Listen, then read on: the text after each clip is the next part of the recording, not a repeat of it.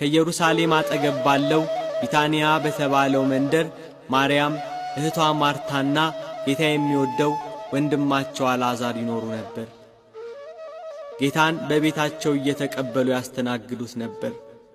ጌታ ሆይ እነሆ የምትወደው ታሟል፣ ሳይሞትብን ድረስ ብለው መልእክተኛ ላኩበት። ይሄ አልዓዛር ሕመም የእግዚአብሔር ልጅ እርሱን አስነስቶ በጌትነት ይገለጥ ዘንድ ነው እንጂ ለሞት አይደለም ብሎ መልእክተኞቹን መለሳቸው። ጌታችን ኢየሱስ ክርስቶስ መታመሙን ሰምቶ 2 ቀን በነበረበት ስፍራው አለ።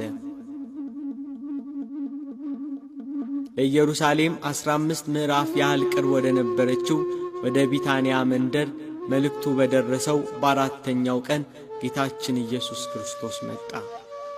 አልዓዛር ሞቶ ዘመዶቹና እህቶቹ አልቅሰው ገንዘው ቀብረውት ነበር። ማርታ የኢየሱስ ክርስቶስን የመምጣት ወሬ ስትሰማ ልትቀበለው ወጣች። ጌታ ሆይ አንተ በዚህ ኖረህ ቢሆን ወንድሜ ባልሞተ ነበር አለችው። ድውይ የሚፈውስ እንጂ ሙት የሚያስነሳ አልመሰላትም ነበር።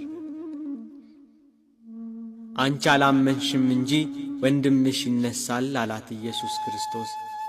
አውቃለሁ በዕለተ ምጽአት ሙታን በሚነሱበት ጊዜ እንዲነሳ አውቃለሁ አለችው። ጌታችን ኢየሱስ ክርስቶስም ትንሣኤና ሕይወት እኔ ነኝ፣ የሚያምንብኝ ቢሞት እንኳን ሕያው ይሆናል አላት።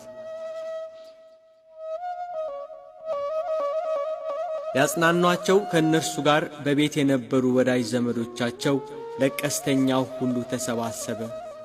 ማርታ ማርያምን ጠራቻት። ማርያም ኢየሱስ ክርስቶስን ስታይ እንደ እህቷ እንደ ማርታ ጌታ ሆይ አንተ በዚህ ኖረ ቢሆን ወንድሜ ባልሞተ ነበር አለችው። ኢየሱስ ክርስቶስም ማርያም ስታለቅስ ከእርሷ ጋር ያሉት አይሁድ ሁሉ ሲያለቅሱ አይቶ ስለ አልዓዛር አለቀሰ። በመንፈሱ አዘነ፣ በራሱም ታወከ፣ እምባውን አፈሰሰ። ወዴት አኖራችሁት አለ። ነገሩት። የሚከተሉትን አዘዛቸው። ድንጋዩን ከመቃብሩ ላይ አነሱት። የሞተው የአልዓዛር እህት ማርታ ጌታ ሆይ 4ኛ ቀን ሆኖታልና አሁን ይሸታል አለችው። ብታምኚ የእግዚአብሔርን ክብር እንድታይ አልነገርኩሽም አላት። ድንጋዩን አነሱት። አልዓዛር አልዓዛር ብሎ ተጣራ። በመቃብር ያሉ ድምፁን የሚሰሙበት ቀን ይመጣል ብሎአልና። በመቃብር ያለው አልዓዛር የጌታን ድምፅ ሰማ።